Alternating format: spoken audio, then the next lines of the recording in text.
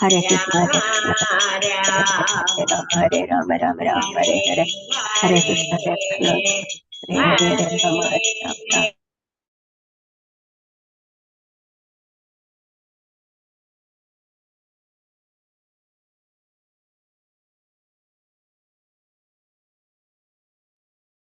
ഹരേ Krishna. Shri രാധാഗോവിന്ദ Mandir school മാംഗ്ലൂരിന്റെ Shrimad ഭാഗവത ക്ലാസ്സിലേക്ക് എല്ലാവർക്കും സ്വാഗതം. ഓം അജ്ഞാനതിമിരാന്തസ്യാനനഞ്ചനാശലാകിയ ചക്ഷുരും മീലിതം യേന തസ്മൈ ശ്രീ ഗുരുവേ നമഃ.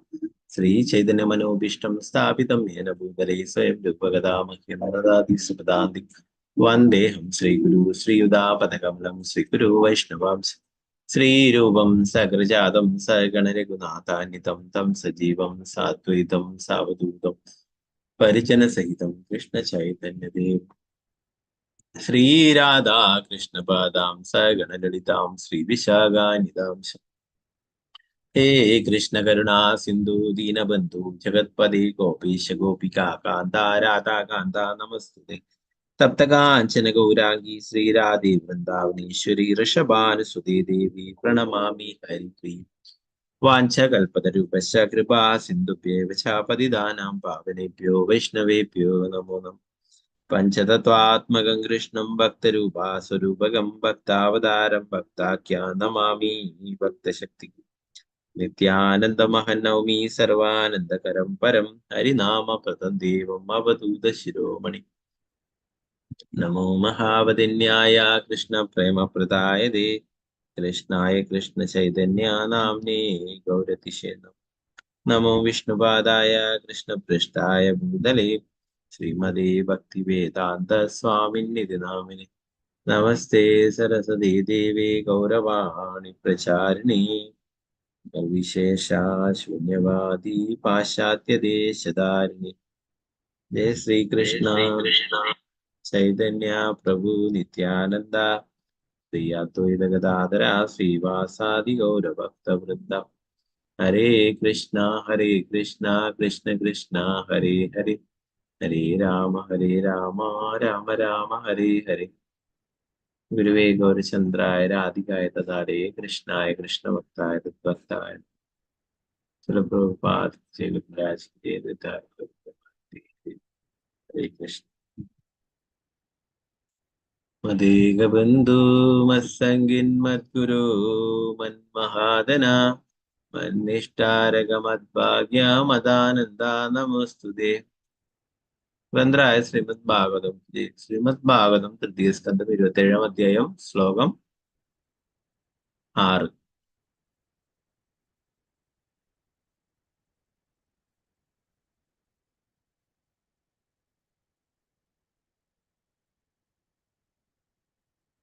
പേജിന്റെ ഏറ്റവും അടിയിലായിട്ടുള്ളതാണ്.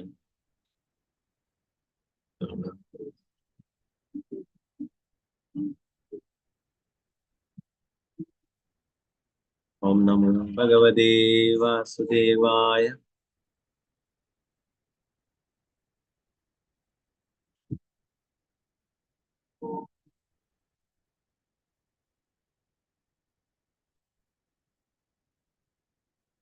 യമാദിഭിർയോഗാപതൈര്യാഭ്യസൻ ശ്രദ്ധയാന്വിതഃ മയി ഭാവേന സത്യേന മത്കഥാ ശ്രവണേന ച.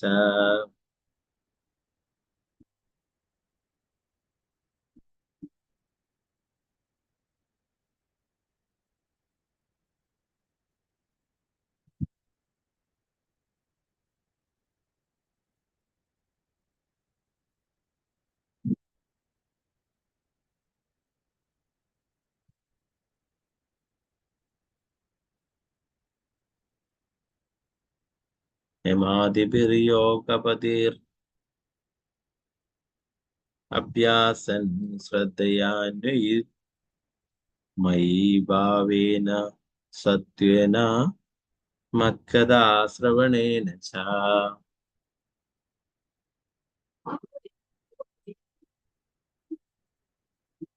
यमादिभिर्योगपत्तिर् अभ्यासं श्रद्धयान्विता मयि भावेन सत्येन मत्कदा श्रवणेन च.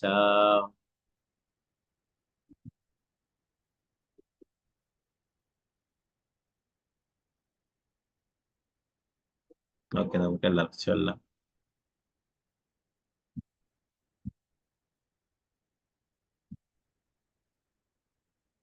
ഓം നമോ ഭഗവതേ വാസുദേവായ. ഓം നമോ നമോ ഭഗവതേ വാസുദേവായ.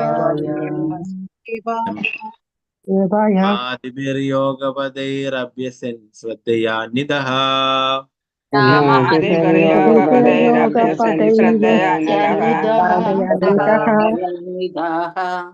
മയി ഭാവേന സത്യേന മത്കഥാ ശ്രവണേന ച യമാദിഭിർയോഗപൈതരഭ്യസൻ ശ്രദ്ധയാന്വിതഃ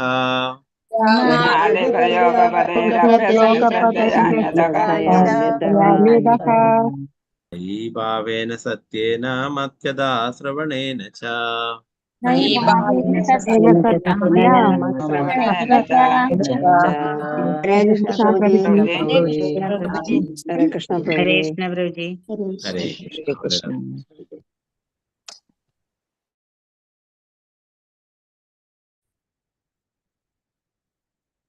ഹരേ കൃഷ്ണ. ശ്രീജയ് മാതാജി. ഹരേ കൃഷ്ണ പ്രഭുജി. ഓം നമോ ഭഗവതേ വാസുദേവായ. യേമാധിഭിർയോഗപദൈരഭ്യസൻ ശ്രദ്ധയാന്വിതഃ മയി ഭാവേന സത്യേന മത്കഥാ ശ്രവണേന ച. ഹരേ കൃഷ്ണ പ്രഭുജി. ഹരേ കൃഷ്ണ. വിഷ്ണു ഹരേ കൃഷ്ണ പ്രഭുജി, പ്രണാമം. ഹരേ ഹരേ കൃഷ്ണ. കൃഷ്ണ. ഓം നമോ ഭഗവതേ വാസുദേവായ. യമാദിഭിർയോഗപദൈരഭ്യസൻ ശ്രദ്ധയാന്വിതഃ മയി ഭാവേന സത്യേന മത്കഥാ ശ്രവണേന ച. ഹരേ കൃഷ്ണ പ്രഭുജി. ഹരേ കൃഷ്ണ. അനന്തര കൃഷ്ണ ദേവദാസി മാതാജി. ഹരേ കൃഷ്ണ. ഹരേ കൃഷ്ണ പ്രഭുജി. ശരി. ഓം നമോ ഭഗവതേ വാസുദേവായ. യമാധിഭിർയോഗപതൈഃ അഭ്യസൻ ശ്രദ്ധയാന്വിതഃ മയി ഭാവേന സത്യേന മത്കഥാ ശ്രവണേന ച. ഹരേ കൃഷ്ണ പ്രഭുജി. ഹരേ കൃഷ്ണ. മാലതി മാതാജി. ഹരേ കൃഷ്ണ. ഹരേ കൃഷ്ണ പ്രഭുജി. ശരി. ഓം നമോ ഭഗവതേ വാസുദേവായ. യമാദിഭിർയോഗപദൈരഭ്യസൻ ശ്രദ്ധയാന്വിതഃ മയി ഭാവേന സത്യേന മത്കഥാ ശ്രവണേന ച. ഹരേ കൃഷ്ണ പ്രഭുജി. ഹരേ കൃഷ്ണ മാതാജി. പങ്കജാക്ഷി മാതാജി. ഹരേ കൃഷ്ണ. ഹരേ കൃഷ്ണ പ്രഭുജി. ഹരേ കൃഷ്ണ. ഓം നമോ ഭഗവതേ വാസുദേവായ.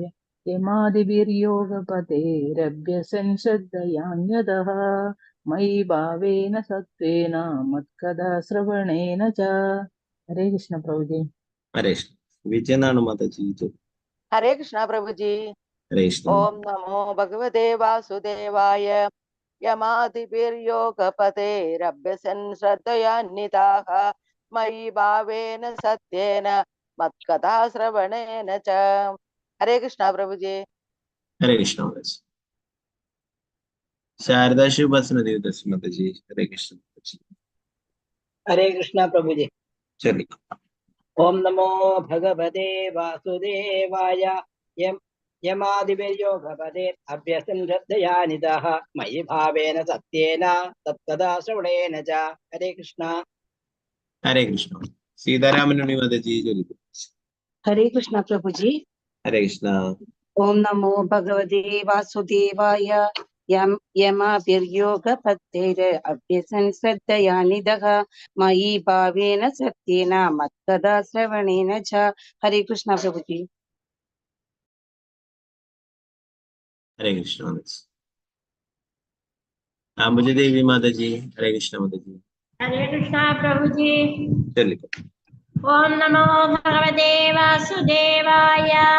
യമാദിഭിർയോഗപതൈർ अभ्यसन् श्रद्धयान्वितः मयि भावेन सत्येन मत्कथा श्रवणेन च। हरे कृष्ण। हरे कृष्ण। राजी माता जी। हरे कृष्ण प्रभु जी। हरे कृष्ण। नमो भगवते वासुदेवाय। यमादिभिर्योगपदेरभ्यसंश्रद्धयान्वितः मयि भावेन सत्येन मत्कथा श्रवणेन च। हरे कृष्ण प्रभु जी। हरे कृष्ण। शारदा जी नंबूदिरी माता जी। हरे कृष्ण। चलिए। हरे कृष्ण प्रभु जी। हरे कृष्ण। ओम नमो भगवते वासुदेवाय यमादिभिर्योगपदैरभ्यसन् श्रद्धयान्वितः मयि भावेन सत्येन मत्कथा श्रवणेन च। हरे कृष्ण प्रभु जी। हरे कृष्ण। स्वर्ण प्रभु माता जी। हरे कृष्ण माता जी। चलिए। हरे कृष्ण प्रभु जी। हरे कृष्ण। ओम नमो भगवते वासुदेवाय यमादिभिर्योगपदैरभ्यसन् श्रद्धयान्वितः मयि भावेन सत्येन मत्कथा श्रवणेन च। हरे कृष्ण प्रभु जी। हरे कृष्ण। तनु प्रति माता जी। हरे कृष्ण। चलिए। हरे कृष्ण प्रभु जी। हरे कृष्ण। ओम नमो भगवते वासुदेवाय यमादिभिर्योगपदैरभ्यसन् श्रद्धयान्वितः मयि भावेन सत्येन मत्कथा श्रवणेन च। हरे कृष्ण प्रभु जी। हरे कृष्ण। डॉक्टर विजय मरे माता जी। हरे कृष्ण माता जी। हरे कृष्ण प्रभु जी। चलिए। ओम नमो भगवते वासुदेवाय यमादिभिर्योगपदैरभ्यसन् श्रद्धयान्वितः मयि भावेन सत्येन मत्कथा श्रवणेन च। हरे कृष्ण प्रभु। हरे कृष्ण। निर्मला माता जी। चलिए। हरे कृष्ण प्रभु जी। चलिए। ओम ओम नमो भगवते वासुदेवाय यमादिभिर्योगपदैरभ्यसन् श्रद्धयान्वितः मयि भावेन सत्येन मत्कथा श्रवणेन च। हरे कृष्ण प्रभु जी। हरे कृष्ण। सावित्री गुरु श्री देवदास माता जी। चलिए। हरे कृष्ण प्रभु जी। हरे कृष्ण। प्रणाम प्रभु जी। हरे ओम कृष्ण। नमो भगवते वासुदेवाय यमादिभिर्योगपदैरभ्यसन् श्रद्धयान्वितः मयि भावेन सत्येन मत्कथा श्रवणेन च। हरे कृष्ण प्रभु जी। हरे कृष्ण। अनिता कुमारी माता जी। हरे कृष्ण माता जी। हरे कृष्ण प्रभु जी। हरे कृष्ण। ओम नमो भगवते वासुदेवाय यमादिभिर्योगपदैरभ्यसन् श्रद्धयान्वितः मयि भावेन सत्येन मत्कथा श्रवणेन च। हरे कृष्ण प्रभु जी। हरे कृष्ण। रामेंद्र प्रभु। हरे कृष्ण प्रभु। चलिए। ओम नमो भगवते वासुदेवाय यमाधिभिर्योगपदैरभ्यसन् श्रद्धयान्वितः मयि भावेन सत्येन मत्कथा श्रवणेन च। हरे कृष्ण प्रभु जी। हरे कृष्ण प्रभु। शोभा माता जी। जब हरे कृष्ण। हरे कृष्ण प्रभु जी। हरे कृष्ण। ओम नमो भगवते वासुदेवाय यमादियोगपदैरभ्यसन् श्रद्धयान्वितः मयि भावेन सत्येन मत्कथा श्रवणेन च। हरे कृष्ण प्रभु जी। हरे कृष्ण। रमणी माता जी। चलिए। हरे कृष्ण।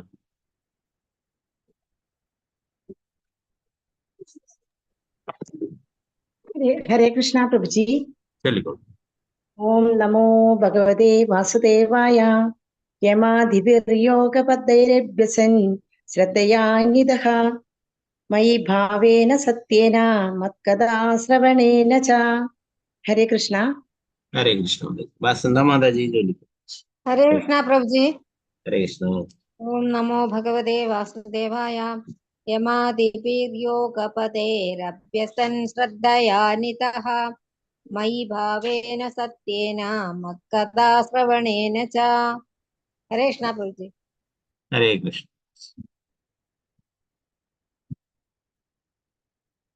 वत्सलायम माता जी, हरे कृष्ण माता जी। हरे कृष्ण प्रभु जी। चलिए ओम नमो भगवते वासुदेवाय। यमाधिभिर्योगपतेर्यभ्यसञ्जय श्रद्धया निधाम् मयि भावेन सत्येन मत्कथा श्रवणेन च। हरे कृष्ण प्रभु जी। हरे कृष्ण। हरे कृष्ण। लतासी माता जी, हरे कृष्ण। हरे कृष्ण, अनम्यूट दो। हरे कृष्णा प्रभु जी, हरे कृष्णा। चलिए। यमादिभिः ओम नमो भगवते वासुदेवाय। यमादिभिर्योगपदेरभ्यसन् श्रद्धया निधाः मयि भावेन सत्येन मत्कथा श्रवणेन च। हरे कृष्णा प्रभु जी। हरे कृष्ण। गीताटी माता जी, हरे कृष्ण माता जी। चलिए। हरे कृष्णा। ഹരേ കൃഷ്ണ പ്രഭുജി. चलिए। ഇവിടെ നെറ്റിന്റെ പ്രോബ്ലം ഉണ്ട് പ്രഭുജി. ഹരേ കൃഷ്ണ. ഓം നമോ ഭഗവതേ വാസുദേവായ. യമാദിഭിർയോഗപദൈരഭ്യസൻ ശ്രദ്ധയാന്വിതഃ മയി ഭാവേന സത്യേന മത്കഥാ ശ്രവണേന ച. ഹരേ കൃഷ്ണ പ്രഭുജി. हरे कृष्णा। माया मोहन माता जी, हरे कृष्ण माता जी।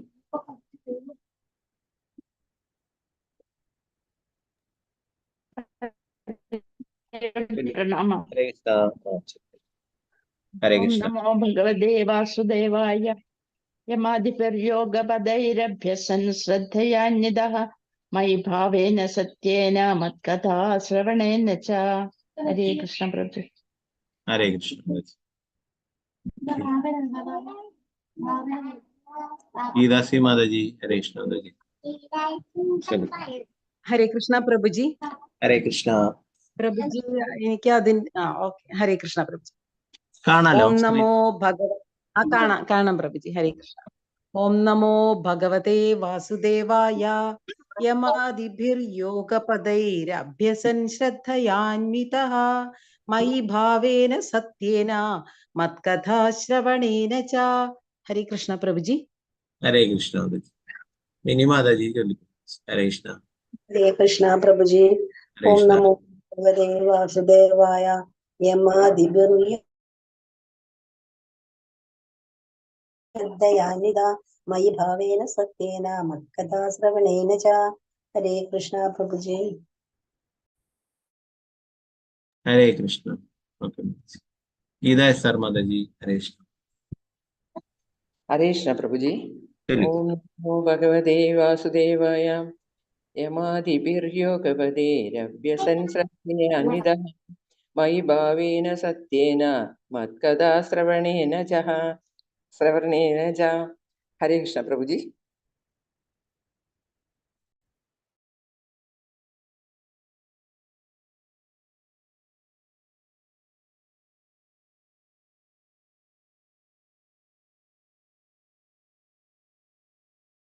हरे कृष्ण। चलिए प्रभु।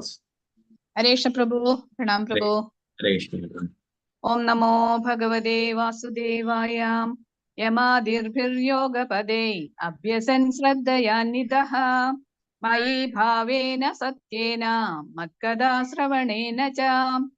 हरे कृष्ण। हरे कृष्ण। तंगमणि माता जी, हरे कृष्ण माता जी।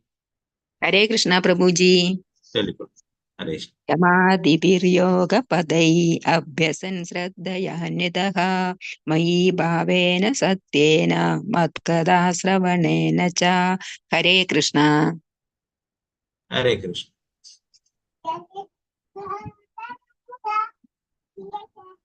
आत्मा कुमारी माता जी, हरे कृष्ण माता जी। ഹരേ കൃഷ്ണ പ്രഭുജേ.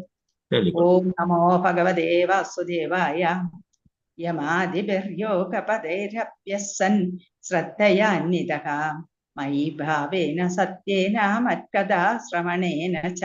ഹരേ കൃഷ്ണ പ്രഭുജി. हरे कृष्ण। शोभा प्रदीप माता जी, चलिए। हरे कृष्ण प्रभु जी। ഹരേ കൃഷ്ണ. ഓം നമോ ഭഗവതേ വാസുദേവായ. യമാദിവീർ യോഗപദേ അഭ്യസൻ ശ്രദ്ധായ നിദാ മയി ഭാവേന സത്യേന മത്കഥാ ശ്രവണേന ച. ഹരേ കൃഷ്ണ. ഹരേ കൃഷ്ണ.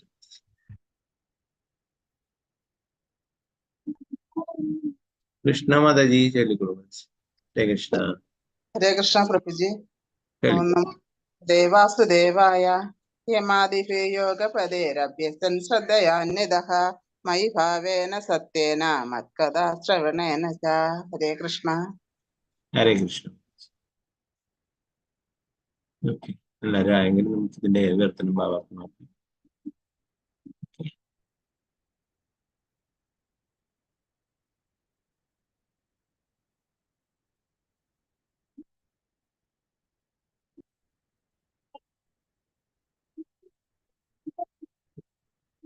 യമ ആദിഭിഹി,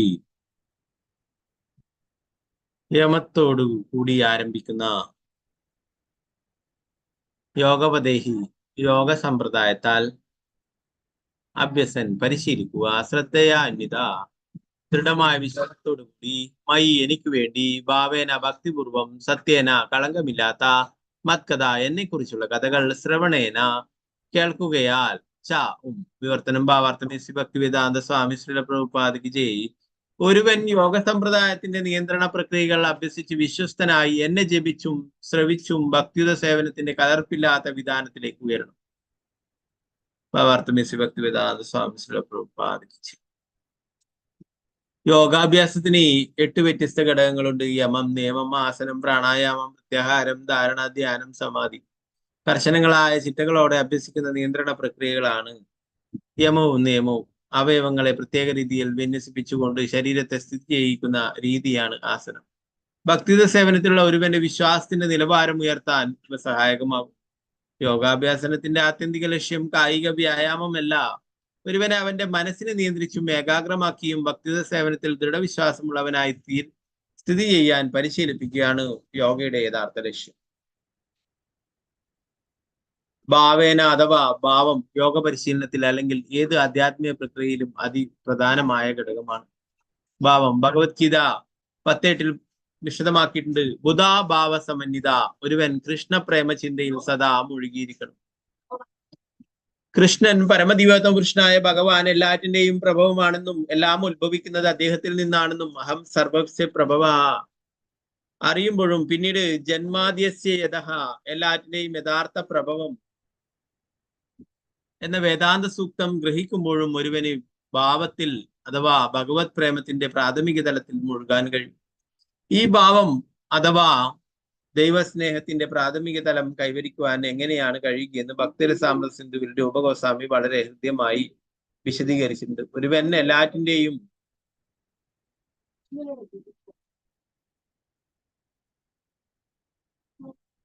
എല്ലാറ്റിലും ആദ്യം വിശ്വാസപൂർണൻ ശ്രദ്ധയാന്വിത ആയിത്തീരണമെന്ന് അദ്ദേഹം പറയുന്നു.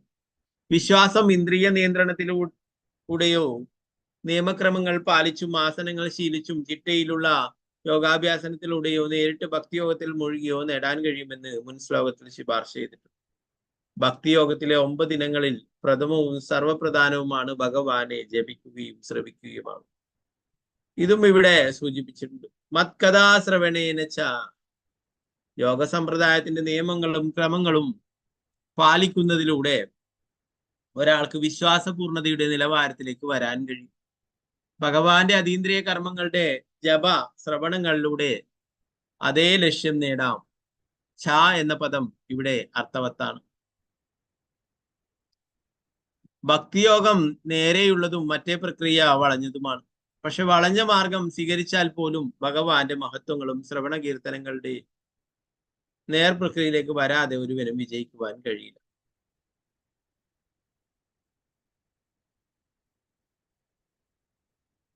അതുകൊണ്ട് സത്യേന എന്ന വാക്ക് ഇവിടെ ഉപയോഗിച്ചിരുന്നു. സത്യേന എന്നാൽ നിഷ്കപടേന, കാപട്യമില്ലാതെ എന്നാണ് അർത്ഥമെന്ന് ശ്രീധരസ്വാമി ചൂണ്ടിക്കാട്ടുന്നു.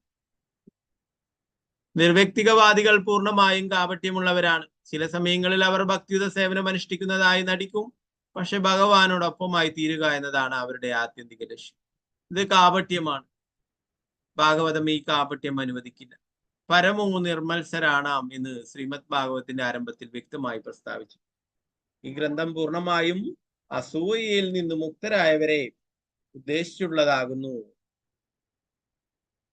എന്നാണ് അതിനർത്ഥം. അതേ ആശയം ഇവിടെ വീണ്ടും ഊന്നി പറയുന്നു. ഒരുവൻ പരമദിവ്യോത്തമ പുരുഷനായ ഭഗവാന്റെ പരിപൂർണ വിശ്വസ്തനാവുകയും ഭഗവാന്റെ മഹത്വങ്ങളുടെ ശ്രവണ കീർത്തന പ്രക്രിയയിൽ മുഴുകുകയും ചെയ്യാത്ത പക്ഷം അവന് മോചനത്തിന് യാതൊരു സാധ്യതയുമില്ല. ഏഴാമത്തെ ശ്ലോകം നോക്കാം.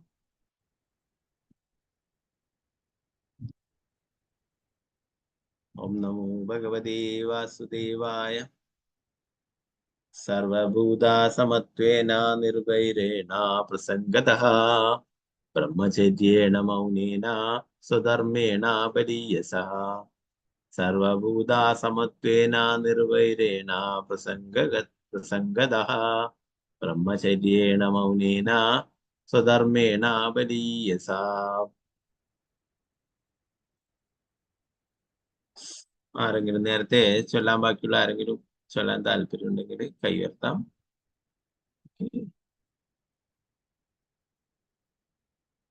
ഓക്കെ, വത്സല ഗോപാല മതജി ചൊല്ലിക്കൊടുത്തു. ഹരേ കൃഷ്ണ. ഹരേ കൃഷ്ണ പ്രഭുജി. ഹരേ കൃഷ്ണ. ഓം നമോ ഭഗവതേ വാസുദേവായ. കേൾക്കാൻ പാടില്ലേ? ഓം നമോ ഭഗവതേ വാസുദേവായ.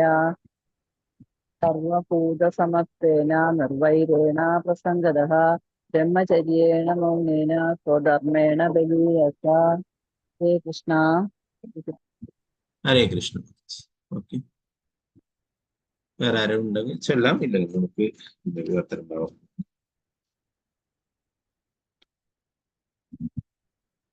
ഓക്കെ, ചൊല്ലിക്കോളൂ. പ്രമിള മാതാജി. ഹരേ കൃഷ്ണ മാതാജി ചൊല്ലി. ഹരേ കൃഷ്ണ. ഹരേ കൃഷ്ണ പ്രഭു. ചൊല്ലിക്കോളൂ. ഓം നമോ ഭഗവതേ വാസുദേവായ.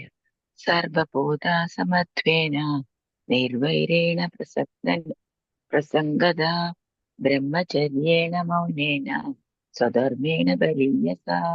ഹരേ കൃഷ്ണ. ഹരേ കൃഷ്ണ പ്രഭു. ഹരേ കൃഷ്ണ. ഓക്കെ,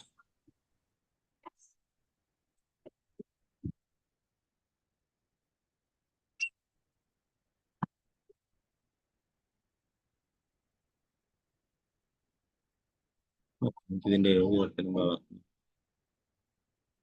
സർവ എല്ലാം ഭൂതാജീവസത്തുകൾ സമത്വേന തുല്യഭാവത്തിൽ കണ്ട് നിർവൈരേണ ശത്രുതയില്ലാതെ അപ്രസംഗത അടുത്ത ബന്ധം കൂടാതെ ബ്രഹ്മചര്യേണ അവിവാഹിതാവസ്ഥ മൗനേന നിശബ്ദതയാൽ സ്വധർമ്മേണ സ്വന്തം തൊഴിലിനാൽ ബലീയസ ഫലം അർപ്പിച്ചു. വിവർത്തനം ഭാവാർത്ഥം. ഭക്തിവേദാന്ത സ്വാമി ശ്രീല പ്രഭുപാദ. ഭക്തിയുത സേവന നിർവഹണത്തിൽ ഒരുവൻ എല്ലാ ജീവസത്തകളെയും തുല്യരായി കാണുകയും ആരോടും ശത്രുതയും മമതയും ഇല്ലാത്തവനായിരിക്കുകയും വേണം. ബ്രഹ്മചര്യം പാലിച്ചും ഗൗരവനമുള്ളവനുമായിരുന്ന് ഫലം പരമദിവ്യോത്ത പുരുഷൻ ഭഗവാന് സമർപ്പിച്ച് സ്വന്തം ശാശ്വത കർമ്മങ്ങൾ അനുഷ്ഠിക്കണം. ഭാവാർത്ഥം. പരമദിവ്യോത്ത പുരുഷൻ ഭഗവാന് വേണ്ടി ഭക്തിയുത സേവനം അനുഷ്ഠിക്കുന്ന ഒരു ഭക്തൻ എല്ലാ ജീവസത്തകൾക്കും സമനായിരുന്നു. വിവിധ വർഗങ്ങളിലുള്ള ജീവസത്തകൾ ഉണ്ടെങ്കിലും ഭക്തൻ ഒരിക്കലും അവയുടെ ബാഹ്യമായ ആവരണം കാണുക, ശരീരത്തിനുള്ളിൽ വസിക്കുന്ന അന്തരാത്മാവിനെ കാണുകയുള്ളൂ. ഓരോ ജീവസത്തെയും പരമദിവ്യോത്ത പുരുഷനായ ഭഗവാന്റെ അവിഭാജ്യ ഘടകങ്ങളായതിനാൽ അവൻ ഒന്നിലും വ്യത്യസ്തത ദർശിക്കില്ല. ജ്ഞാനിയായ ഒരു ഭക്തന്റെ ദർശനം അതാണ്. ഭഗവത്ഗീതയിൽ വിശദീകരിച്ചിട്ടുള്ളതുപോലെ അറിവുള്ള ഒരു ഭക്തനോ സന്യാസിയോ ജ്ഞാനിയായ ഒരു ബ്രാഹ്മണനും ഒരു നായ്ക്കും ഒരു ആനയ്ക്കും പശുവിനും തമ്മിൽ യാതൊരു വ്യത്യാസവും ദർശിക്കില്ല. കാരണം ശരീരം ബാഹ്യ ആവരണം മാത്രമാണെന്നും ആത്മാവ് പരമദിവ്യോത്തമ പുരുഷനായ ഭഗവാന്റെ അവിഭാജ്യ ഘടകമാണെന്നും അവൻ അറിയും. ഭക്തൻ ഒരു ജീവസത്തയോടും ശത്രുതയില്ല. ഇതിനർത്ഥം അവൻ സകലരോടും ഒട്ടിച്ചേരുമെന്നല്ല. അതിന് വിലക്കുണ്ട്. ആരോടും വളരെ അടുപ്പം സ്ഥാപിക്കരുതെന്നാണ് അപസംഗത എന്ന വാക്കിന്റെ പൊരുൾ. ഒരു ഭക്തൻ ഭക്തിയുത സേവനത്തിൽ നിയോഗിക്കപ്പെട്ടവനാകിയാൽ സ്വന്തം ലക്ഷ്യ പുരോഗതി മുൻനിർത്തി അവൻ ഭക്തന്മാരോട് മാത്രമേ ഇടപഴകാവൂ.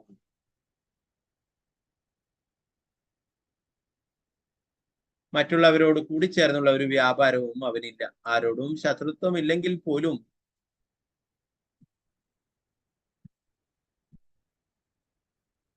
അവന്റെ ഇടപാടുകളെല്ലാം ഭക്തിയുത സേവനത്തിൽ ഏർപ്പെട്ടുള്ളവരുമായി മാത്രമായിരിക്കും. ഒരു ഭക്തൻ തന്റെ ബ്രഹ്മചര്യ പ്രതിജ്ഞ പാലിക്കണം. ലൈംഗിക ജീവിതത്തിൽ നിന്നുള്ള പരിപൂർണ ലൈംഗിക ജീവിതത്തിൽ നിന്നുള്ള പരിപൂർണ വിമുക്തി ഭക്തിക്ക് അനിവാര്യമല്ല. ബ്രഹ്മചര്യ പ്രതിജ്ഞയ്ക്ക് വിധേയനായി ഒരുവൻ അവന്റെ ഭാര്യയോടൊപ്പം ലൈംഗിക ജീവിതം ആസ്വദിക്കുവാൻ അനുമതിയുണ്ട്. ലൈംഗിക ജീവിതം മുഴുവനായി ഉപേക്ഷിക്കുന്നതാണ് ഏറ്റവും നല്ല നയം. അതിന് മുൻഗണന നൽകണം. അല്ലാത്ത പക്ഷം ഒരു ഭക്തന് ഈ ധാർമ്മിക തത്വങ്ങൾക്ക് വിധേയനായി വിവാഹം കഴിച്ച് ഭാര്യയോടൊപ്പം സമാധാനപൂർണമായി ജീവിക്കാം. ഒരു ഭക്തൻ അനാവശ്യമായി സംസാരിക്കരുത്. ഗൗരവമുള്ളൊരു ഭക്തന് വിഡിത്തങ്ങൾ പുലമ്പാൻ സമയമുണ്ടാവില്ല. അവൻ സംസാരിക്കുമ്പോഴൊക്കെ കൃഷ്ണനെ കുറിച്ച് സംസാരിക്കും. മൗനത്തിന് നിശബ്ദത എന്നാണ് അർത്ഥം. നിശബ്ദത പാലിക്കണമെന്നാൽ സംസാരിക്കുകയേ ചെയ്യരുതെന്നല്ല, വിഡിത്തങ്ങൾ വിളമ്പരുതെന്നാണ് സാരം. കൃഷ്ണനെ പറ്റി സംസാരിക്കുന്നതിൽ അവൻ വളരെ ഉത്സാഹവാനായിരിക്കണം. സ്വധർമ്മേണ എന്നതാണ് ഇവിടെ കൊടുത്തിട്ടുള്ള മറ്റൊരു പ്രധാന കാര്യം. ശാശ്വതമായ സ്വന്തം തൊഴിൽ അനുഷ്ഠിക്കണമെന്നാണ് അതിന്റെ വിവക്ഷ. ഭഗവാന്റെ നിത്യദാസൻ എന്ന നിലയിൽ കൃഷ്ണാബോധത്തിൽ വേണം അതനുഷ്ഠിക്കും. സർവകർമ്മങ്ങളുടെയും ഫലം പരമദിവ്യത്വ കൃഷ്ണൻ ഭഗവാന് സമർപ്പിക്കണം എന്നാണ് ഇവിടെ കൊടുത്തിട്ടുള്ള മറ്റൊരു പദമായ ബലിയസയുടെ സാരം. ഒരു ഭക്തൻ ഇന്ദ്രിയാസ്വാദനത്തിന് വേണ്ടി സ്വമേധയാ പ്രവർത്തിക്കരുത്. അവൻ എന്തു നേടുന്നുവോ, എന്തു ഭക്ഷിക്കുന്നുവോ, എന്തു ചെയ്യുന്നുവോ അതൊക്കെയും പരമദിവ്യത്വ കൃഷ്ണനായ ഭഗവാന്റെ സംതൃപ്തിക്ക് വേണ്ടി സമർപ്പിക്കണം. ശ്രീല പ്രഭുപാദ് കി ജയ്.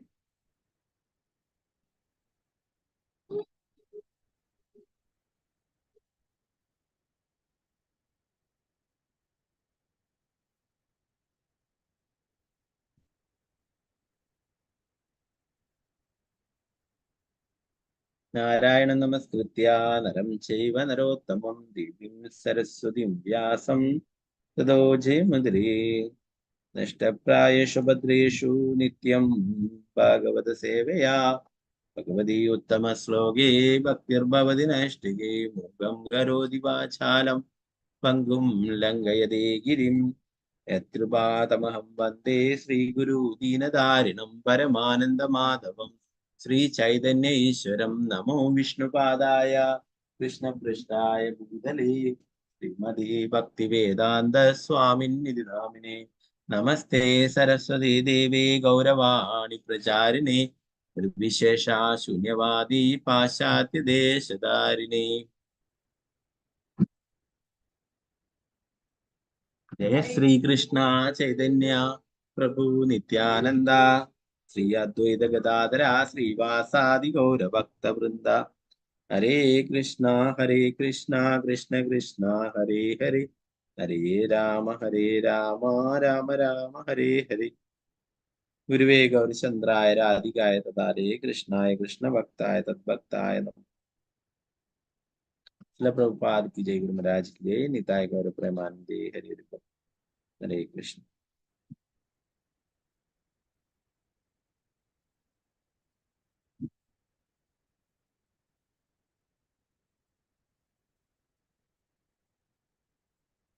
ഇവിടെ ഭക്തിയുത സേവനത്തെ കുറിച്ച് തന്നെയാണ് പറയുന്നത് അല്ലെ. ഒരുവൻ യോഗ സമ്പ്രദായത്തിന്റെ നിയന്ത്രണ പ്രക്രിയകൾ അഭ്യസിച്ച് വിശ്വസ്തനായി എന്നെ ജപിച്ചും ശ്രവിച്ചും ഭക്തിയുത സേവനത്തിന്റെ കലർപ്പില്ലാത്ത വിധാനത്തിലേക്ക് ഉയരണം.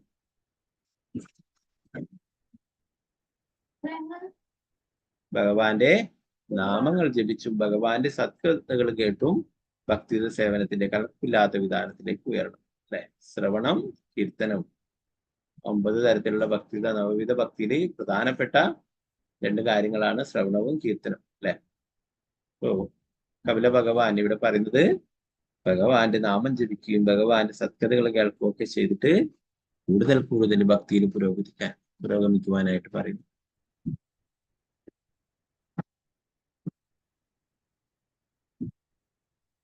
ഇപ്പൊ യോഗ പരിശീലനത്തിന്റെ ഒക്കെ അവസാന ലക്ഷ്യം എന്ന് പറയുന്നത് ഭഗവത് സാക്ഷാത്കാരമാണ് അല്ലെ. അതാണ് ഏറ്റവും അവസാനമായിട്ടുള്ള ഘട്ടം എന്ന് പറയുന്നത് അല്ലെ. അഷ്ടാംഗ യോഗയ്ക്ക് തന്നെ 8 സ്റ്റേജുകളുണ്ട് നമ്മൾ ഭഗവത്ഗീതയിൽ നേരത്തെ പഠിച്ചു. അല്ലെ? യമ, നിയമ, ആസന, പ്രാണായാമ, പ്രത്യാഹാര, ധാരണ, ധ്യാനം, സമാധി. അവസാനം സമാധി എന്ന് പറയുന്നത് എന്താ പറയാ, സാധാരണ ആള് സമാധിയായി പറയുന്ന അവസ്ഥയല്ല. ഇവിടെ ഉദ്ദേശിക്കുന്നത് പൂർണ്ണമായിട്ടും മറ്റുള്ള ഭൗതികമായിട്ടുള്ള ചിന്തകളിൽ നിന്നൊക്കെ മുക്തനായിട്ട് ഭഗവാനെ മാത്രം സ്മരിച്ചുകൊണ്ട് ധ്യാനിച്ചുകൊണ്ട് നിൽക്കുന്ന ഒരവസ്ഥ. അല്ലെ? അതാണ്. എന്നാൽ യഥാർത്ഥത്തിൽ ഇന്ന് യോഗ എന്ന് പറഞ്ഞിട്ട് നടക്കുന്നതൊക്കെ വിവിധ തരത്തിലുള്ള ആസനങ്ങൾ മാത്രമാണ്. അല്ലെ? ശീർഷാസനം, ശവാസനം, അങ്ങനെ ഓരോരോ ആസനങ്ങൾ. അല്ലെ? പത്മാസനം, അങ്ങനെ പല പല പല തരത്തിലുള്ള ആസനങ്ങളും പരിശീലിക്കും. അല്ലെ? അപ്പൊ ഇതിന്റെയൊക്കെ ഇന്ന് നടത്തുന്ന പല യോഗയുടെയും ലക്ഷ്യം എന്ന് പറയുന്നത് ശരീരത്തിന് വേണ്ടിയിട്ടുള്ള വ്യായാമങ്ങളായിട്ടാണ്. അതാണ് പ്രഭുപാദരിയുടെ പറയുന്ന ഭാവാർത്ഥത്തിൽ യോഗ എന്ന് പറയുന്നത് ഭഗവാനെ ധ്യാനിക്കുക, ഭഗവാനെ ആരാധിക്കുക, ഭഗവാനെ സ്മരിക്കുക എന്നുള്ളതാണ് യഥാർത്ഥത്തിൽ ഉദ്ദേശിക്കുന്നത്. അല്ലെ? എന്നാൽ ഇന്നുള്ള യോഗ എന്ന് പറയുന്നതൊക്കെ കേവലം ശരീരത്തിനുള്ള വ്യായാമം മാത്രമായിട്ടാണ്. അതിലുള്ള അഷ്ടാംഗ യോഗയിലുള്ള ഒരു പ്രക്രിയ മാത്രം, ആസനം അല്ലെ പ്രാണായാമം, അത് മാത്രം എടുത്തുകൊണ്ട് പരിശീലനങ്ങൾ നേടുകയാണ്.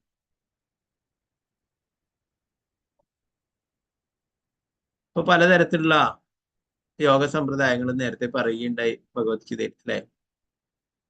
കർമ്മയോഗ, ജ്ഞാനയോഗ, ധ്യാനയോഗ, അല്ലെ? ഭക്തിയോഗയും. അല്ലെ? ഭഗവാൻ അവസാനമായിട്ട് പറയുന്നു, ഈ ഭക്തിയോഗം, ഞാൻ ഇവിടെ പറയുന്ന ഭക്തിയോഗമാണ് പരിശീലിക്കുവാനായിട്ട് ഏറ്റവും എളുപ്പമുള്ളത് എന്ന് പറയുന്നു. എന്താണ്? സുസുഖം കർത്തും അഭയം എന്ന് പറയുന്നത്. നിങ്ങൾക്ക് സുഖമായിട്ടും സന്തോഷമായിട്ടും ചെയ്യാൻ പറ്റുന്നതാണ് ഭക്തിയോഗം എന്ന് പറയുന്നത് ഭഗവാൻ പറഞ്ഞു. അല്ലെ? ഈ അഷ്ടാംഗ യോഗ ചെയ്യുന്നതിന് 8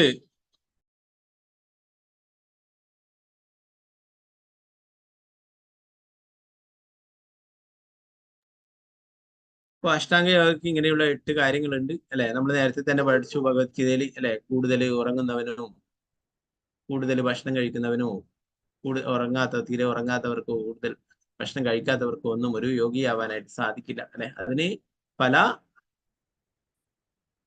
നിയമങ്ങളും, അല്ലെ, അത് പാലിക്കണം. നിയമ, അല്ലെ? ഒഴിവാക്കേണ്ട കാര്യങ്ങളുണ്ട്, അതുപോലെ തന്നെ പാലിക്കേണ്ട കുറെ കാര്യങ്ങളും.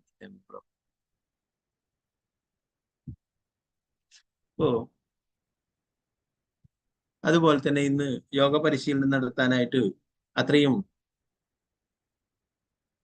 അനുകൂലമായിട്ടുള്ള സ്ഥലങ്ങളും കുറവാണ്. അല്ലെ? യാതൊരു ശല്യമോ ശബ്ദമോ ഒന്നുമില്ലാത്ത എവിടെയെങ്കിലും പോയിട്ട് യോഗ പരിശീലിക്കണം സാധിക്കുന്നത്. അല്ലെ? ഇന്ന് നടത്തുന്ന പല യോഗകളും പല ഹാളുകളിലും മറ്റുള്ള റൂമുകളിലും ഒക്കെ വെച്ചിട്ടാണ് നടത്തുന്നത്. അല്ലെ? അതല്ല യോഗ പരിശീലനം ഇവിടെ പറയുന്നത് വിജനമായിട്ടുള്ള ഈ അഷ്ടാംഗ യോഗയെ കുറിച്ചിട്ട് ഭഗവത്ഗീതയിൽ തന്നെ വിശദീകരിച്ചിട്ടുണ്ട്. ധ്യാന യോഗത്തിൽ. അല്ലെ? വിജനമായിട്ടുള്ള സ്ഥലത്ത്, അല്ലെ, കുശപ്പുല്ല് വിരിച്ച് അതിന്റെ മുകളിൽ മാൻതോലി വിരിച്ച് അങ്ങനെയൊക്കെയാണ് യോഗ പരിശീലിക്കാനായിട്ട് ഇവിടെ പറയുന്നത്. അല്ലെ? ഇപ്പൊ ഇത്രയൊന്നും പ്രയാസമുള്ള ജോലിയല്ല, വഴിയല്ല ഭക്തിയോഗം എന്ന് പറയുന്നത്. അല്ലെ? എന്താണ് ഇവിടെ പറയുന്നത്? ശ്രവണം, കീർത്തനം, ഭഗവാനെ കുറിച്ചിട്ട് കേൾക്കുക, അതുപോലെ ഭഗവാന്റെ നാമം ജപിക്കുക. അല്ലെ? അതിനായിട്ട് വലിയ നിയമങ്ങളും മറ്റുള്ളതൊന്നുമില്ല. അല്ലെ? തുടക്കത്തിൽ അങ്ങനെയില്ല. എന്നാൽ നമ്മൾ സീരിയസ് ആയിട്ട് ചെയ്യുമ്പോൾ കുറച്ച് കാര്യങ്ങളൊക്കെ നമ്മൾ പാലിക്കേണ്ടതായിട്ട്. അല്ലെ? അത് നമ്മൾ പല ക്ലാസ്സുകളും ചർച്ച ചെയ്തിട്ടുള്ള കാര്യങ്ങൾ തന്നെയാണ്. അല്ലെ? എന്നാൽ എല്ലാവർക്കും ജപിക്കാം. അതിന് വേറെ നിയമനിബന്ധനകളൊന്നുമില്ല. അല്ലെ? പട്ടിമാംസം ഭക്ഷിക്കുന്ന ചണ്ടാളനായാലും ഭഗവാന്റെ നാമം ജപിക്കുന്നതിന് യാതൊരു തടസ്സവും ആർക്കും ജപിക്കും. എന്നാൽ നമുക്ക് ഭക്തിയിൽ കൂടുതൽ പുരോഗമിക്കുവാനായിട്ട് കുറച്ച് കാര്യങ്ങളൊക്കെ നമ്മൾ പാലിക്കേണ്ടതായിട്ടുണ്ട്. അല്ലെ?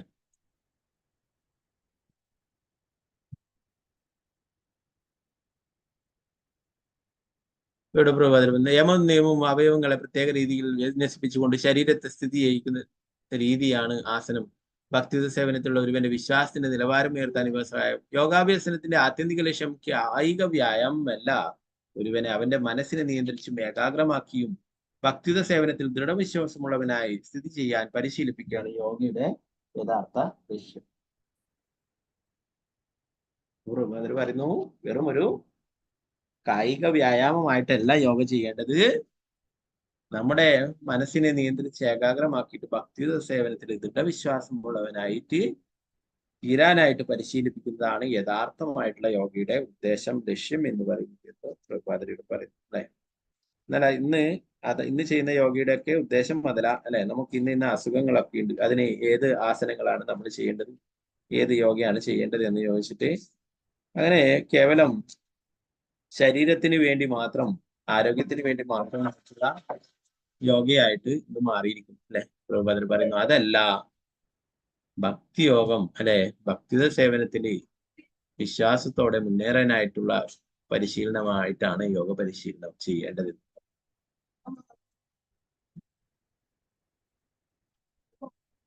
ഭാവേനാഥവം, ഭാവം യോഗ പരിശീലനത്തിൽ അല്ലെങ്കിൽ ഏത് ആധ്യാത്മിക പ്രക്രിയയിലും അതിപ്രധാന ഘടകമാണ്. ഭാവം ഭഗവത്ഗീതയിൽ 10:8 വിശദമാക്കി. ഉദാഭാവ സമന്വിത എന്ന് പറയും. ഒരുവൻ കൃഷ്ണ പ്രേമചിന്തയിൽ സദാ മുഴുകിയിരിക്കണം.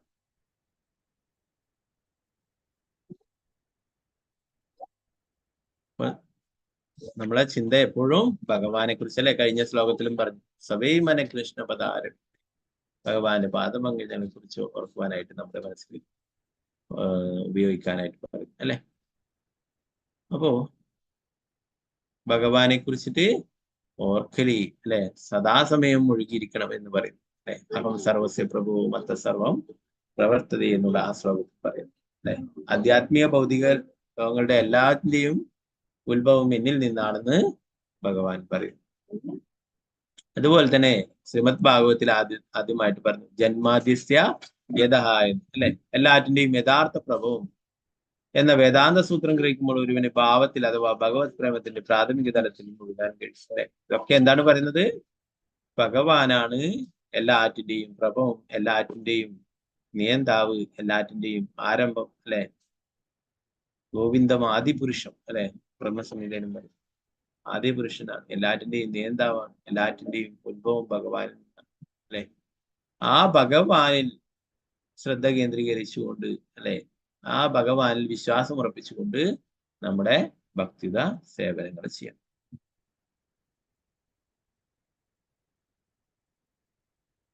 അപ്പൊ അതിൽ ഏറ്റവും പ്രധാനം ശ്രദ്ധ, വിശ്വാസമാണ് അല്ലെ.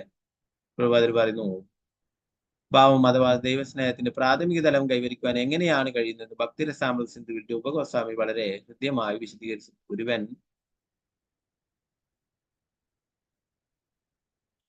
എല്ലാറ്റിലും ആദ്യം വിശ്വാസപൂർണൻ ശ്രദ്ധയാന്വിത ആയിത്തീരണമെന്ന് അദ്ദേഹം പറയും. വിശ്വാസം ഇന്ദ്രിയ നിയന്ത്രണത്തിലൂടെയോ നിയമക്രമങ്ങൾ പാലിച്ചും ആസനങ്ങൾ ശീലിച്ചും ചിട്ടയിലുള്ള യോഗാഭ്യാസനത്തിലൂടെയോ നേരിട്ട് ഭക്തിയോഗത്തിൽ മുഴുകിയോ നേടാൻ കഴിയുമെന്ന് മുൻ ശ്ലോകത്തിൽ ശുപാർശ ചെയ്തു. നമുക്ക് ആദ്യം വേണ്ടുന്നത് വിശ്വാസം അല്ലെ. ഭഗവാന്റെ നാമത്തിലും ശാസ്ത്രങ്ങളിലും ആധ്യാത്മിക ഗുരുവിലും ഒക്കെ ഭഗവാനിലും അല്ലെ നമുക്ക് പൂർണ്ണമായിട്ടുള്ള വിശ്വാസം ഉണ്ടായി അല്ലെ. ശ്രീ പ്രഭുപാദർ അതാണ് പറഞ്ഞത്. എനിക്ക് അദ്ദേഹം ഒരു കവിത എഴുതുകയുണ്ടായി, ബംഗാളി കവിത, ജലദൂത എന്ന ആ ഷിപ്പിൽ വെച്ചിട്ട് അമേരിക്കയില് അവിടെ തുറമുഖത്തിൽ ആ ഷിപ്പ് കരക്കടുത്തപ്പോൾ കടലിൽ നിന്ന് തന്നെ പ്രഭുപാദർ കാണുന്നു വലിയ കൂറ്റൻ ബംഗ്ലാവുകളും കൂറ്റൻ ബിൽഡിങ്ങുകളും ഡബിൾ ഡെക്കർ ബസ്സുകളും മറ്റുള്ള ആഡംബരമായിട്ടുള്ള ജീവിതം നയിക്കുന്നവരെയൊക്കെ കാണും. പ്രഭുപാദർ അതിൽ പറയും, ഇവരൊക്കെ എങ്ങനെ കൃഷ്ണബോധം പരിശീലിപ്പിക്കുമെന്ന് അറിയില്ല, എനിക്ക് ജ്ഞാനമില്ല, ഭക്തിയില്ല, ഞാൻ വെറും ഒരു യാചകനാണ്, ഞാൻ വെറും അങ്ങയുടെ കയ്യിൽ വെറും ഒരു പാവയാണ്, അങ്ങേക്ക് വേണമെങ്കിൽ എന്ത് വേണമെങ്കിലും എന്നെ കൊണ്ട് ചെയ്യിക്കാം, എനിക്ക് അങ്ങയുടെ നാമത്തിലും അങ്ങയിലും പൂർണ്ണമായിട്ടുള്ള വിശ്വാസമുണ്ട്, കൃഷ്ണന്റെ നാമത്തിലും കൃഷ്ണനിലും എനിക്ക് പൂർണ്ണമായ വിശ്വാസമുണ്ട്, എനിക്ക് മറ്റൊരു ക്വാളിഫിക്കേഷനും ഇല്ല, എനിക്ക് ജ്ഞാനമില്ല, ഭക്തിയില്ല, ഒന്നുമില്ല, എന്നാൽ അങ്ങയുടെ നാമത്തിലും അങ്ങയിലും പൂർണ്ണമായിട്ടുള്ള വിശ്വാസമുണ്ട്. അപ്പൊ അങ്ങേക്ക് എന്ത് വേണമെങ്കിലും എന്നെ കൊണ്ട് ചെയ്യിക്കാം, അങ്ങ് ആഗ്രഹിക്കുന്നുവോ ഇവിടെയുള്ള ഈ പതിതരായ ആത്മാക്കളെയൊക്കെ ഉദ്ധരിക്കണമെന്ന് അങ്ങ് ആഗ്രഹിക്കുന്നുവെങ്കിൽ എനിക്കതിനുള്ള ശക്തി തരുമെന്ന് പറഞ്ഞു പ്രഭുപാദർ പ്രാർത്ഥിച്ചു. അങ്ങയുടെ കാരുണ്യം കൊണ്ട് മാത്രമേ എനിക്ക് അവരെ ഉദ്ധരിക്കാനാവൂ. പ്രഭുപാദർ എന്താ പറഞ്ഞു, എനിക്ക് വേറൊന്നുമില്ല അല്ലെ. ആരാണ്? ഭക്തി വേദാന്ത അല്ലെ, ഭക്തി വേദാന്ത ഡിഗ്രിയാണ്, അത് എല്ലാം ഭഗവാന്റെ ശാസ്ത്രങ്ങളൊക്കെ പഠിച്ചിട്ടുള്ള അവസാനം എല്ലാ ശാസ്ത്രങ്ങളും പഠിച്ചതിന്റെ ആ ഒരു പൂർണ്ണതയാണ് സൂചിപ്പിക്കുന്നത്. എന്നാൽ പറയുന്നത് എനിക്ക് യാതൊരു ജ്ഞാനവുമില്ല, അറിവുമില്ല, ഞാൻ നിസ്സാരനായ ഒരു യാചകനാണ്, എങ്കിലും എനിക്ക് അങ്ങയിലും അങ്ങയുടെ നാമത്തിലും പൂർണ്ണമായിട്ടുള്ള വിശ്വാസമുണ്ട്. അപ്പൊ ആ ശ്രദ്ധ, വിശ്വാസമാണ് നമുക്ക് വേണ്ടത്. ഭഗവാന്റെ തിരുനാമമായ അല്ലെ, അതിൽ നമുക്ക് പൂർണ്ണമായിട്ടുള്ള വിശ്വാസം ഉണ്ടായിരുന്നു അല്ലെ. ഭഗവാൻ തന്നെയാണ് നാമത്തിന്റെ രൂപത്തില് അവതരിച്ചത്. അതുപോലെ ഭാഗവതത്തിന്റെ രൂപത്തിൽ അവതരിച്ചിട്ടുള്ളതും ഭഗവാനാണ്. അപ്പൊ ശാസ്ത്രത്തിലും ഭഗവാന്റെ നാമത്തിലും അല്ലെ, ആധ്യാത്മിക ആചാര്യൻ ഭഗവാന്റെ പ്രതീതിയാണ് അല്ലെ. അപ്പൊ അങ്ങനെയുള്ള എല്ലാറ്റിലും നമുക്ക് ഒന്നാമതായിട്ട് വിശ്വാസം ഉണ്ടാവണം അല്ലെ. വിശ്വാസമില്ലെങ്കിൽ നമ്മൾ ഭഗവത്ഗീതയിൽ പഠിച്ചു അല്ലെ, ഇതിലൊന്നും ശാസ്ത്രത്തിൽ അതിൽ അവിശ്വസിക്കുന്നവർക്ക് സർവനാശമാണ് ഫലം എന്ന് ഭഗവത്ഗീതയിൽ തന്നെ ഭഗവാൻ പറയുന്നു.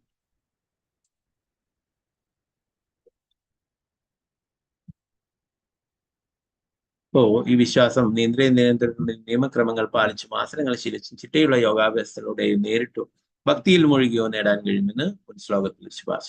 നേരിട്ട് ഭക്തിയോഗത്തിൽ മുഴുകിയിട്ട് നേടാൻ പറ്റും. മറ്റുള്ള ഇങ്ങനെയുള്ള ഇന്ദ്രിയ നിയന്ത്രണത്തിലൂടെയൊക്കെ അത് സാധിക്കും. ഭക്തിയോഗത്തിലെ 9 ഇനങ്ങളിൽ പ്രഥമവും സർവപ്രധാനവും ഭഗവാന്റെ നാമം ജപിക്കുകയും ശ്രവിക്കുകയുമാകും.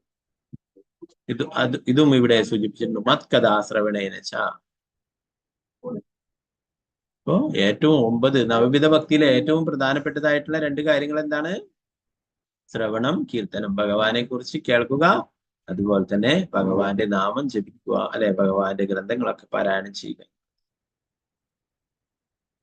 ഈ 9 ഇനങ്ങളിൽ ഏതെങ്കിലും ഒന്ന് ചെയ്യുകയാണെങ്കിൽ തന്നെ പരിപൂർണമായിട്ടുള്ള ഫലം ലഭിക്കുമെന്ന് നമ്മൾ നേരത്തെയുള്ള ക്ലാസ്സുകളൊക്കെ പഠിച്ചു അല്ലെ. പ്രഹ്ലാദ് മഹാരാജ് പറയുന്നുണ്ട് നവവിധ ഭക്തിയിൽ 9 ഇനങ്ങളിൽ ഏതെങ്കിലും ഒന്ന് ചെയ്താൽ തന്നെ പരിപൂർണ പ്രയോജനം ലഭിക്കുമെന്നു അല്ലെ. അത് 9 ഇനങ്ങളും ചെയ്തിട്ടുള്ള വ്യക്തികളുടെ ആ പേരുകളും നമ്മൾ നേരത്തെ പഠിക്കണ്ടേ അല്ലെ. ഇത് 9ഉം കൂടി ചെയ്തിട്ടുള്ളതാണ് അംബരീഷ് മഹാരാജാവ് അല്ലെ. എല്ലാ ഭക്തിയുടെ സേവനങ്ങളും ഒരുമിച്ച് നിർവഹിക്കേണ്ടത്.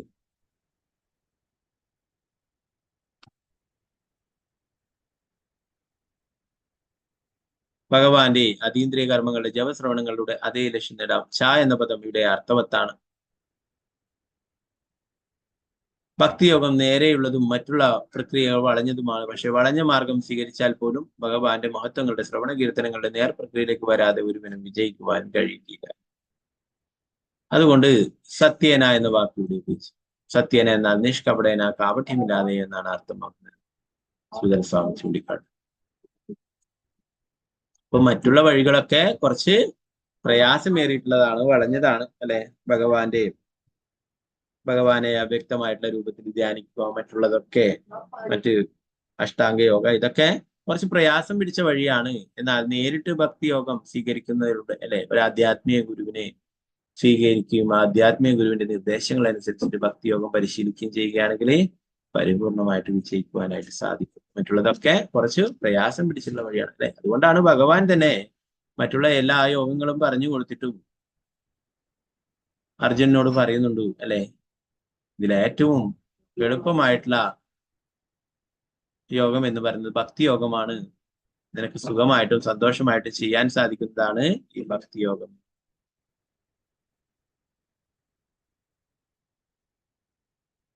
അപ്പോ ഭഗവാന്റെ മഹത്വങ്ങളുടെ ശ്രവണ കീർത്തനങ്ങളുടെ നേർപ്രക്രിയയിലേക്ക് വരാതെ ഒരുവിനും വിജയിക്കുവാനും കഴിയും അല്ലെ. മറ്റുള്ള പ്രക്രിയയൊക്കെ നേടുകയാണെങ്കിലും ഇപ്പം കർമ്മയോഗമായിട്ടും ജ്ഞാനയോഗമായിട്ടും അഷ്ടാംഗ യോഗയായിട്ടും ഒക്കെ പോവുകയാണെങ്കിൽ അതിന്റെ അവസാനം എന്തായിരിക്കണം? ഭഗവാനെ കുറിച്ച് ധ്യാനിക്കാൻ, ഭഗവാനെ കുറിച്ച് സ്മരിക്കാൻ അല്ലെ.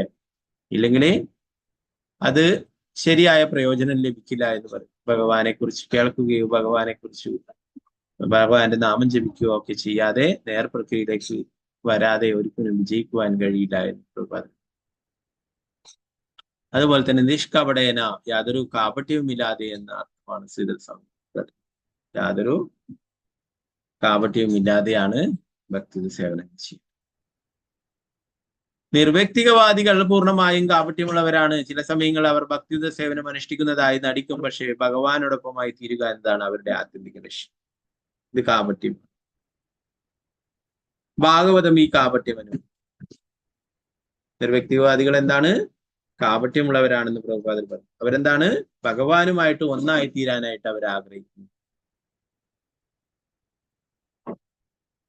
ഭഗവാനോടൊപ്പമായി തീരാം. ഭക്തന്മാർ എന്താ ചെയ്യുന്നത്?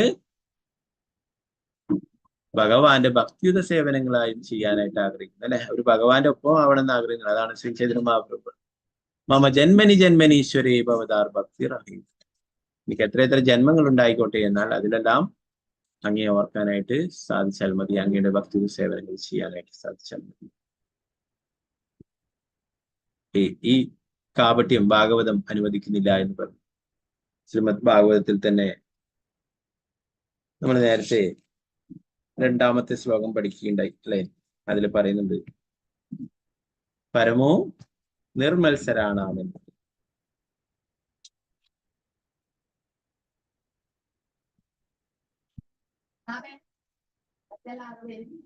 ഒന്നാം സ്കന്ധത്തിലെ 2ാമത്തെ ശ്ലോകം.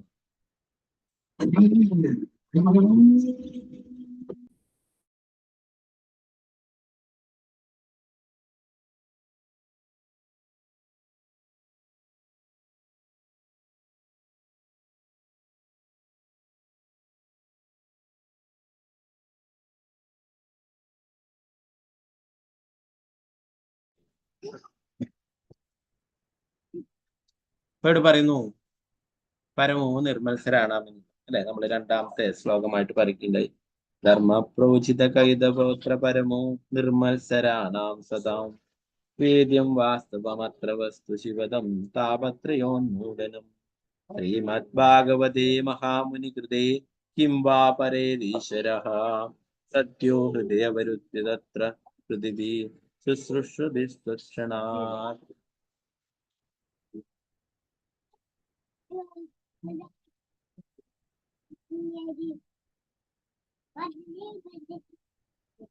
അപ്പൊ അതിൽ പറയുന്നു നിർമത്സരാണ് 100% പരിശുദ്ധമായ ഹൃദയത്തോടു കൂടി.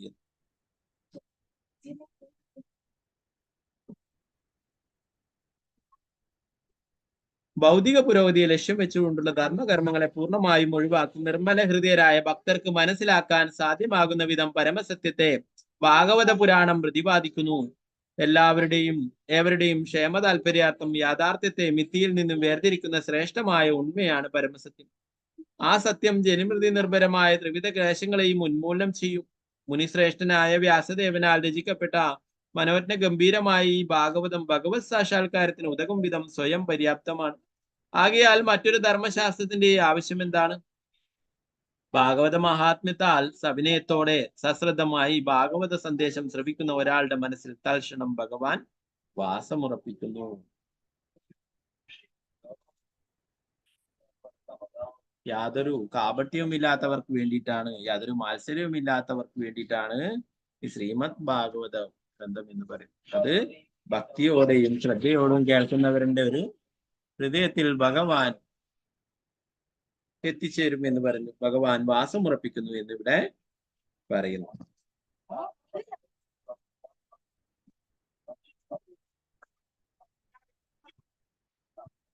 ഈ ഗ്രന്ഥം പൂർണ്ണമായും അസൂയയിൽ നിന്നും മുക്തമായവരെ ഉദ്ദേശിച്ചുള്ളതാവുന്നു എന്നാണ് ഇത്.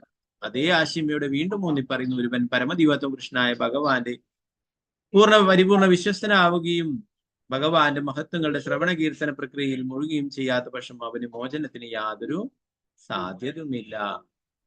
ഓ, ഇവിടെ പ്രഭാതർ പറയുന്നു നിഷ്കപടേന, കാപട്യമില്ലാതെ, അല്ലെ? യാതൊരു ഡ്യൂപ്ലിസിറ്റിയും ഇല്ലാതെ, അല്ലെ? നമ്മൾ ഇന്നലെയൊക്കെ ചൈതന്യ ചരിതാമത്തിലൊക്കെ പഠിക്കുകയുണ്ടായി, അല്ലെ? മർക്കട വൈരാഗിയായിട്ട് ചൈതന്യ മഹാപ്രഭു പറയും, അല്ലെ? പുറമേ വലിയ വൈരാഗിയായിട്ട് ഉള്ളിൽ മുഴുവൻ ആഗ്രഹം, അല്ലെ? അങ്ങനെയല്ല, യാതൊരു കാപട്യവും ഇല്ലാത്ത നിഷ്കപടേന ഭഗവാന്റെ തിരുനാമവും ഭഗവാന്റെ ശാസ്ത്രങ്ങളും ഒക്കെ നമ്മൾ വിശ്വാസത്തിലെടുക്കണം, അല്ലെ? ഇപ്പൊ യാതൊരു ഉദ്ദേശവും ഇല്ലാതെ ആയിരിക്കണം നമ്മുടെ ഭക്തിയുടെ സേവനം, അല്ലെ? അന്യാഭിലാഷിതാശയും നമ്മൾ പഠിച്ചിട്ട് യാതൊരു ഭൗതികമായിട്ട് യാതൊരു ആഗ്രഹവും ഇല്ലാതെയാണ് ഭഗവാന്റെ ഭക്തിയുടെ സേവനങ്ങൾ ചെയ്യേണ്ടത്. പറഞ്ഞ പോലുള്ള ചില ആൾക്കാർ വ്യക്തിവാദികളൊക്കെ സായുജ്യമുക്തി അവർ ഭഗവാനുമായിട്ട് ഒന്നായിട്ട് ഇരിക്കാനായിട്ട് ആഗ്രഹിക്കുന്നു. അതല്ല യഥാർത്ഥമായിട്ടുള്ള ഭക്തി സേവനം. ഓക്കെ, 7ാമത്തെ ശ്ലോകം നമുക്ക് നാളെ എടുക്കാൻ നിന്നും. ടെമ്പിളിൽ ഇപ്പോഴും അത് കൃഷ്ണദാസ് പ്രഭുജിയുടെ ക്ലാസ് ആരംഭിച്ചിട്ടുണ്ട്. ഓക്കെ, അതിൽ പങ്കെടുക്കുന്നവർക്കൊക്കെ അതിലേക്ക് പോവാം. ഓക്കെ, ചന്ദ്രായ ശ്രീമദ് ഭാഗവതം ജയ്, ശ്രീല പ്രഭുപാദ് ജയ്, ഗുരു മഹാരാജ് ജയ്, നിതായ ഗൗരപ്രേമാനന്ദേ ജയ്. ഹരേ കൃഷ്ണ. വേറൊരു കാര്യം ഇന്നലെ രാമചന്ദ്ര പ്രഭു ചോദിച്ചിട്ടുണ്ടായിരുന്നു. ഒരു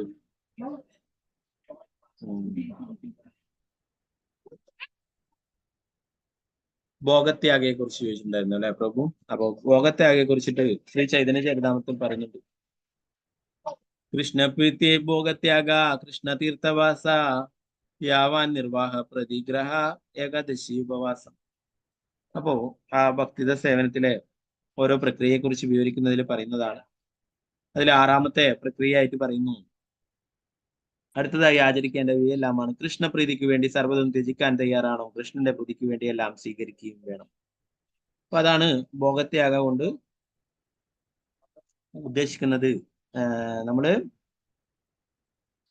ഭക്തിയുത സേവനത്തിന്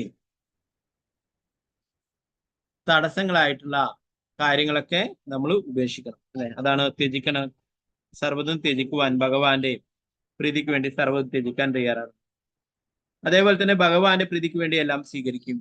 ഭക്തിക്ക് അനുകൂലമായിട്ടുള്ള എന്താ പറയാ, അനുകൂലമായിട്ടുള്ളതൊക്കെ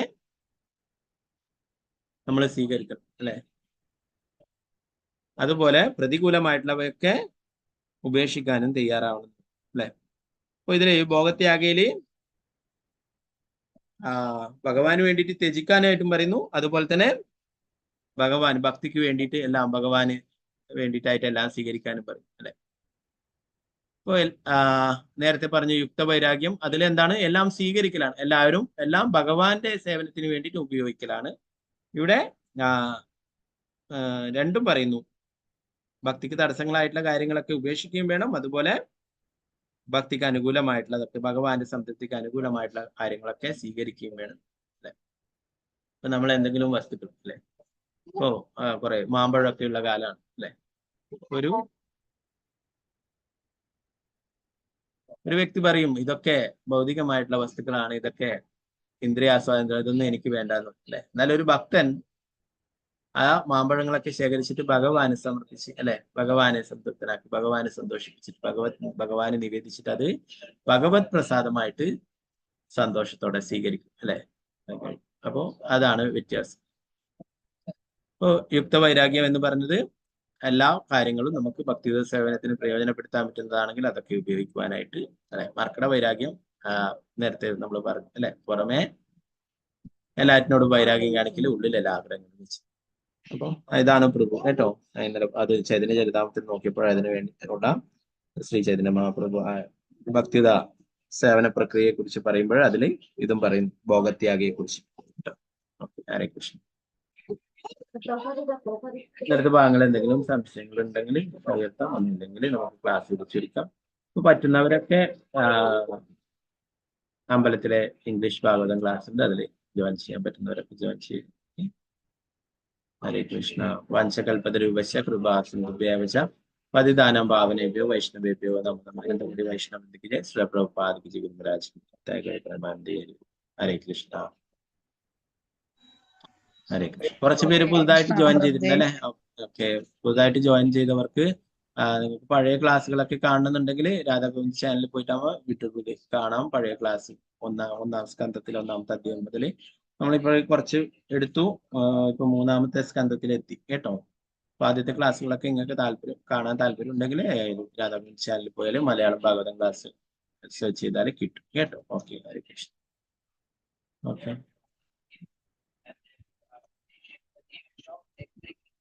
ഹരേ കൃഷ്ണ. അപ്പൊ വേറെ ഒന്നും ഇല്ലെങ്കിൽ നമുക്ക് ക്ലാസ് ചുരുക്കാം. എല്ലാവർക്കും ഹരേ കൃഷ്ണ. ഹരേ കൃഷ്ണ. ഹരേ കൃഷ്ണ പ്രഭുജി. ഹരേ കൃഷ്ണ. ഹരേ കൃഷ്ണ. ഹരേ കൃഷ്ണ പ്രഭുജി. ഹരേ കൃഷ്ണ. ഹരേ കൃഷ്ണ പ്രഭുജി. ഹരേ കൃഷ്ണ. ഹരേ കൃഷ്ണ പ്രഭുജി. ഹരേ കൃഷ്ണ. 7ാമത്തെ ശ്ലോകത്തിന്റെ അത് നമുക്ക് നാളത്തെ ക്ലാസ്സിൽ നോക്കാം കേട്ടോ. ഇന്ന് സമയമായതുകൊണ്ട്